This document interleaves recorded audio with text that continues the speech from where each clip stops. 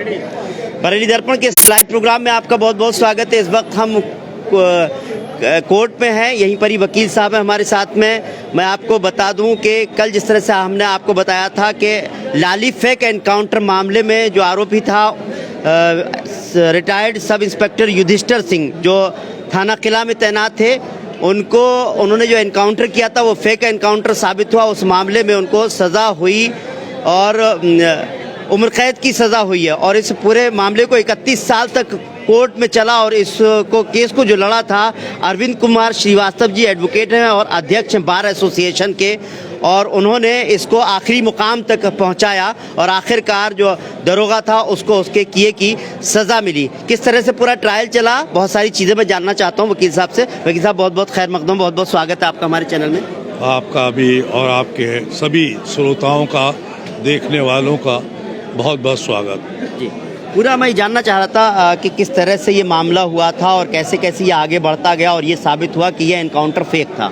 देखिए, ये एक विश्वेश्वर नाथ जी थे जी, जो कि हमारे कलेक्ट्रेट में एडमिनिस्ट्रेटिव अफसर से रिटायर हुए। उनके 6-7 बच्चे थे।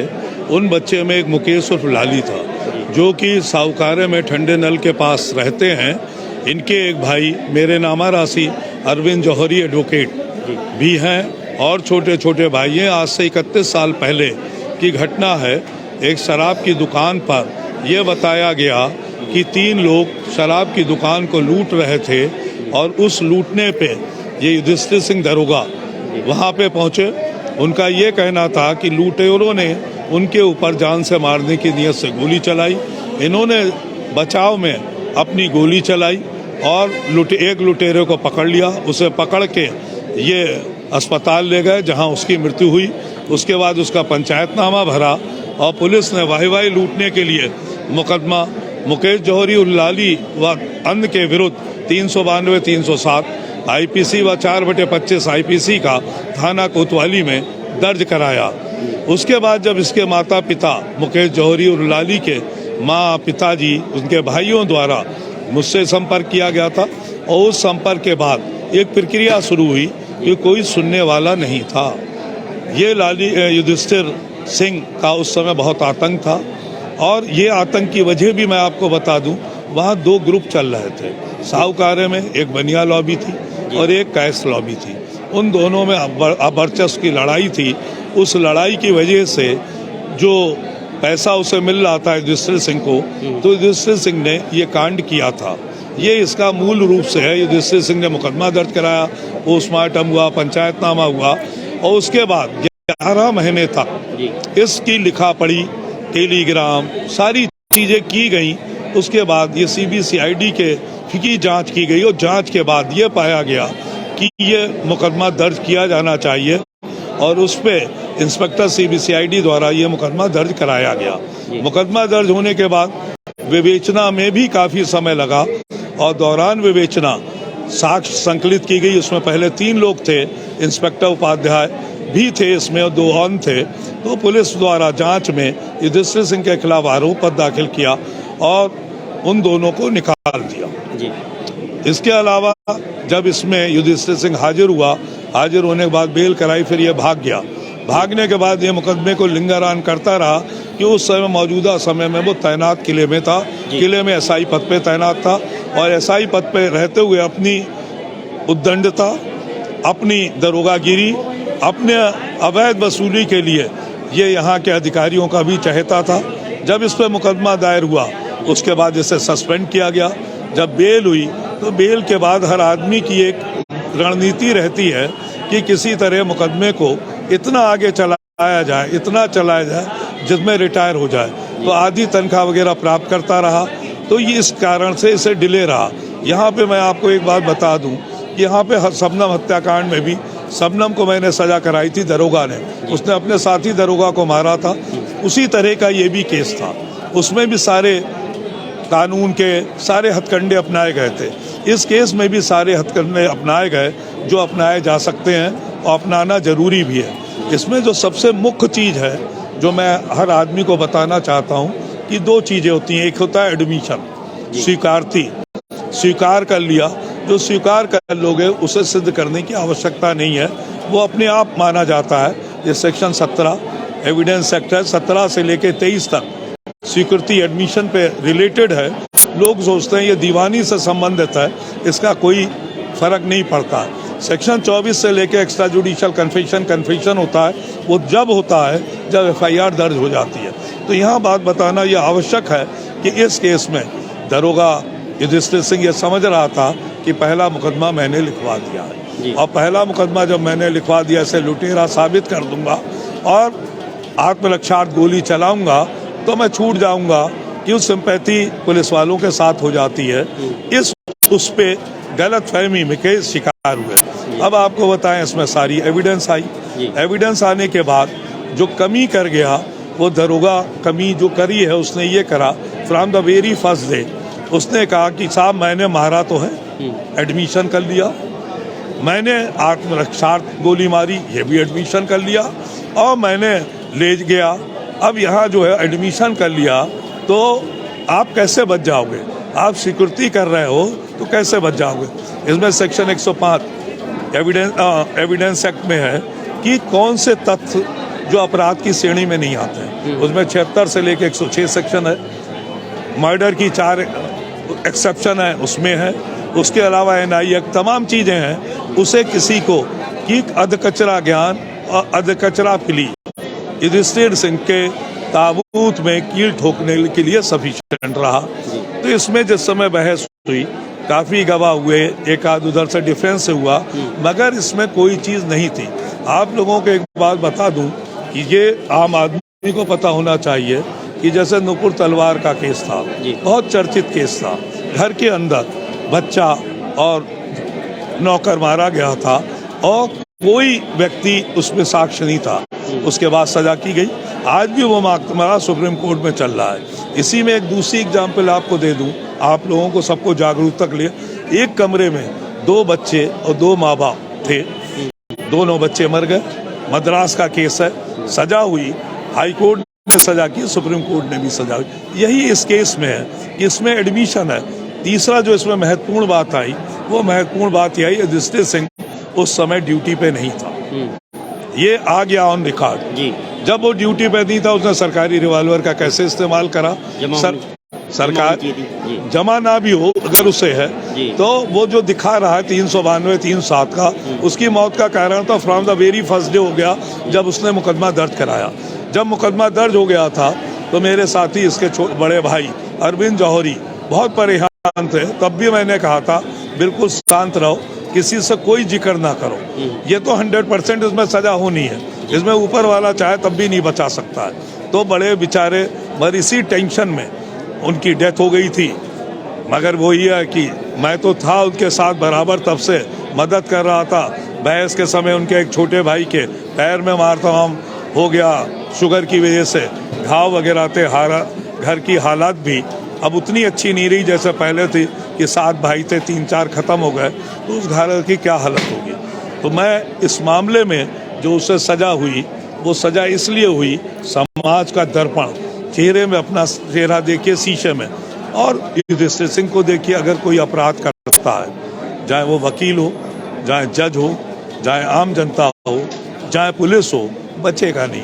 कानून का शिकंजा बहुत बड़ा है, आप किसी तरह से भी मैनिपुलेट कर लें, मगर जहां आप अपनी गलतियों से, आपके द्वारा स्वीकारने वाली बात से, तो उसे सिद्ध करने में कोई हिंदुस्तान का बचा नहीं सकता है। तो उसे जो सजा मिली वो सजा काफ़ी है। उस जगह मैं ये भी कह सकता था कि फांसी की सजा दी जाए, कि उसका एडमिशन है, मगर मैं फांसी की सजा का कट्टर विरोधी हूँ। आदमी को जेल में रहना चाहिए, तो एक समाज को मैसेज जाता है, जिंदा है, जिसने कृत किया उसे सजा भुगत रहा है, तो जो जेल में और लोग हैं उन्हें भी मिलेगा, अपराध रुकेगा, अपराध बढ़ेगा नहीं। ये सबसे बड़ी बात मैं आम जनता को भी कहना चाहता हूँ कि कभी भी कोई भी कानून आप अपने हाथ में मत लीजिए और किसी निर्दोष को। दूसरी चीज़ में आपके माध्यम से कोई अपराधी है तो आप अपराधी को मारने का हक आपको नहीं है। कानून किस लिए बना है? आपने अपने हाथ में ले लिया। इसके पीछे तो और भी षड्यंत्र है, बस षड्यंत्र वाले बच गए। जिसने कृत किया उसे सजा मिली कि उसमें लाली के जो चोटें थी वो तीनों उसके पीठ में थी। अगर सामने से आप करेंगे तो राइट ऑफ सेल्फ डिफेंस भी के बारे में भी आप लोगों को बता दूं, एक्सीड कर जाएंगे। अगर किसी ने झापड़ मारा और आप झापड़ में गोली निकाल के मार दें, आपको सजा ही होनी है। युधिष्ठिर सिंह के कोई चोट नहीं। दूसरी चीज, लूट वाली जो घटना बताई शराब दुकान की, वहाँ का कोई गवाह नहीं, तो लूट की घटना भी झूठी है। तो अदालत कितनी भी हो, आदमी झूठ बोल सकता है, परिस्थितियाँ कभी नहीं। तो यही इस केस में हुआ, और इस केस में ये बहुत अच्छा हुआ। समाज को एक मैसेज गया, पुलिस को मैसेज गया।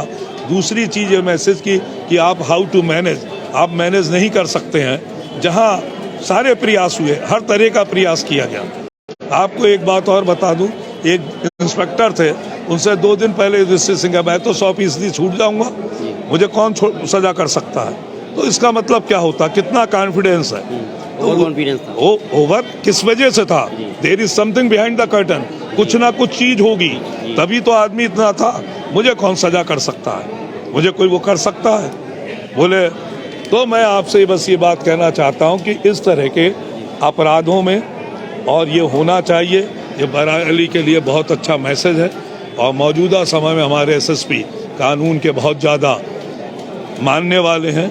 अपराधियों को, चाहे पुलिस का हो या कोई भी हो, उन पर रोक लगा रहे हैं। तो मैं आपके माध्यम से यही, मैंने पूरी स्टोरी आपको बताई। जी, मैं सर यही कहूँगा कि न्याय व्यवस्था पर भरोसा, और जिस तरह से आपने इस केस को 31 साल तक लड़ा, एक सवाल ये भी होता है, इतना टाइम लग गया है एक न्याय मिलने में। बहुत खुशी की बात है, न्याय मिला, लेकिन बहुत समय लगा। देखिए, न्याय प्रक्रिया लंबी है, इसमें 2 राय प्रक्रिया। अगर ये न्याय प्रक्रिया छोटी हो जाए तो आदमी को जल्दी न्याय मिल जाए। न्याय लंबा होने का आज आपको बता रहे हैं, इस पर सुप्रीम कोर्ट में भी मॉनिटरिंग हो रही थी कि एक मुकदमा पिछले 50 साल से हापुड़ का, उसमें चार्ज तक नहीं लगा, 3 मुलजिम मर गए। तो ये प्रक्रिया बहुत लंबी है। हमारे उच्च व उच्चतम न्यायालय के न्यायाधीश बराबर ये सोच रहे हैं इस प्रक्रिया को कैसे कम समय में किया जाए। उसके पीछे कारण, जैसे जैसे समय बीतता जाता है, गवाह हटते जाते हैं, गवाह दुश्मनी से दूर होते जाते हैं। कहते हैं कल इसने ये कांड कर दिया, हमारे साथ भी ये कांड हो सकता है। तो न्याय प्रक्रिया को, शासन प्रशासन को, जजों को ये हो, जितना जल्दी से जल्दी ट्रायल कंक्लूड होगा उतनी अच्छी गवाही आएगी। जितना देर से होगा उतनी गवाही टूटती जाएगी, स्वतंत्र साक्षी मिलना मुश्किल हो जाते हैं, घर ही घर के रह जाते हैं। तो इसलिए न्याय में जो प्रक्रिया में देरी की वजह से सही न्याय नहीं हो सकता। मगर जब तक न्याय व्यवस्था है, न्याय व्यवस्था के स्तंभ है, न्याय व्यवस्था इंडिपेंडेंट है, किसी का जोर नहीं है, तब तक अपराधी सुरक्षित नहीं है। वाकई सर, देखा जाए 31 साल लगे। एक माँ का एक ये संकल्प था, जो जैसा मैंने कल मीडिया में भी पढ़ा कि जो लाली नाम था उनका, जो भी उनकी माँ ने भी अपने बच्चों से भी कहा था कि इसको आखिर तक लड़ना। और उसमें आपका एक बहुत बड़ा अहम रोल रहा, कि आपके मित्र भी थे वो वकील साहब जिनकी डेथ हो गई। परिवार कितना संतुष्ट है? और जो आरोपी जो आरोपी क्या बोलते आप सजाए याफ्ता कैदी हो गए, उसने कुछ महसूस किया, गिल्टी महसूस किया कुछ? 2 बातें सुनिए। देखिए, जिस परिवार, वो एक ऐसा परिवार था जिसमें 6 बच्चे, उनके पिताजी एडमिनिस्ट्रेटिव अफसर थे। किसी के घर में मौत होती है तो क्या होता है? कोहराम मच गया था पूरे। अब उसमें उनके 2-3 भाई और ख़त्म हुए, पिता ख़त्म हो गए। उनका बड़ा भाई, जो कि हमारे साथ कुलीग था, मगर हमसे जूनियर था, मगर हमारे साथ हर समय जुड़ा रहता था, कानूनी राय लेता रहता था, उसकी भी डेथ हो गई। कल उन भाइयों के चेहरे पे एक रौनक थी। 31 साल के बाद शाम को मेरे पास आए, भाई साहब आपने वो कर दिया जो कोई नहीं कर सकता है। आपने, मैंने नहीं करा, ये आप लोगों का है, आप लोगों की पैरवी है, आप लोगों की लगन है, आप लोगों का न्याय दिलवाने के लिए, सजा कराने के लिए एक संकल्प है। वो संकल्प पूरा हुआ। आप खुश रहें, यही हमारे लिए है। और युधिष्ठिर सिंह के, मैंने तो कल देखा, ये जिस दिन सजा बोली गई, उसके चेहरे पे तो कोई ऐसा संताप मुझे लगा नहीं। उसका बच्चा तो रो रहा था। उस पर और भी मुकदमे हैं ना, SC ST के, लूट वगैरह के। तो जब उसने करा है, जो करता है, तो उसे मुझे लगता है इतना संताप नहीं होता है। मगर तब भी सजा तो सजा है कि 31 साल बाद बुढ़ापे में जेल जाना पड़ा, तो हर एक के लिए दुखदाई है। मगर उसने जो किया, उसकी उसे सजा मिली। और आपके चैनल के माध्यम से आम लोगों को ये बताना चाहता हूँ कि आपका चैनल जैसे इन चीज़ों को उजागर करता है, अगर इसी तरह के चैनल उजागर करते रहें तो अपराधों में निश्चित तौर से कमी आएगी। और जुडिशरी का मान सम्मान बढ़ता रहेगा। वाकई सर, आप जैसी शख्सियत होंगे तो हम लोग भी चीज़ों को उठाते रहेंगे, क्योंकि 31 साल के बाद ही सही, लेकिन आपने जिस तरह से इंसाफ दिलाया है, वाकई भरोसा जो है न्याय पर हुआ है, न्याय व्यवस्था पर हुआ है। भले ही देर लग गई, सिस्टम में कुछ कमी रही, कुछ इस तरह की चीज़ें नहीं जिस तरह से सर ने बताया, लेकिन जो कह रहे हैं कि परिवार में जो खुशी थी वो कल के जिन 31 साल बाद पहली बार चेहरे पर खुशी आई थी, क्योंकि लाली तो वापस नहीं आ सकते 31 साल बाद, लेकिन उनके परिवार को जो सुकून मिला है वो वाकई देखने के लायक था। और जिस तरह से कह रहे हैं कि जो युधिष्ठिर सिंह जो थे, जो रिटायर्ड दरोगा हैं जिनको सज़ा हुई है, उनको शायद गिलानी नहीं थी, लेकिन उनके परिवार को कहीं ना कहीं इस बात का एहसास है। कहते हैं जो जैसा करता है वो वैसा ही जो है उसका फल पाता है, तो युधिष्ठिर सिंह ने जैसा किया उसका वैसा ही फल पाया। हम बस यही कहेंगे कि जो लाली है उनको खिराज अकीदत बरेली की तरफ से उनको हम पेश करते हैं, और उनके परिवार को की जो क्षति हुई है उसको पूरा नहीं किया जा सकता, लेकिन जिस तरह से अरविंद कुमार श्रीवास्तव सर ने जिस तरह से 31 साल तक ये केस लड़ा, हम उम्मीद करते हैं इस तरह की बहुत सारे और भी केसेस होंगे, और सर इसी तरह से जो है लोगों को इंसाफ दिलाते रहेंगे। सर बहुत बहुत शुक्रिया, आपने बरेली दर्पण से बात की। शुक्रिया, धन्यवाद। आप इसी तरह से लोगों को जो परेशान है उनकी समस्याओं को उजागर करते रहें। मेरी हार्दिक शुभकामनाएं आपके चैनल, आप लोगों को है। खूब तरक्की करिए और ऊंचाइयों को छूइए। शुक्रिया sir, thank you very much. तो आपको अगर हमारा ये प्रोग्राम पसंद आया हो तो ज़्यादा से ज़्यादा शेयर कीजिए, क्योंकि इसमें बहुत सारी ऐसी जानकारियाँ हैं जो आपके लिए भी बहुत फ़ायदेमंद पहुँचा सकती हैं। ये वीडियो को ज़्यादा से ज़्यादा शेयर कीजिए। फिलहाल मुझको इजाज़त दीजिए। नमस्कार, सत श्री अकाल, आदाब।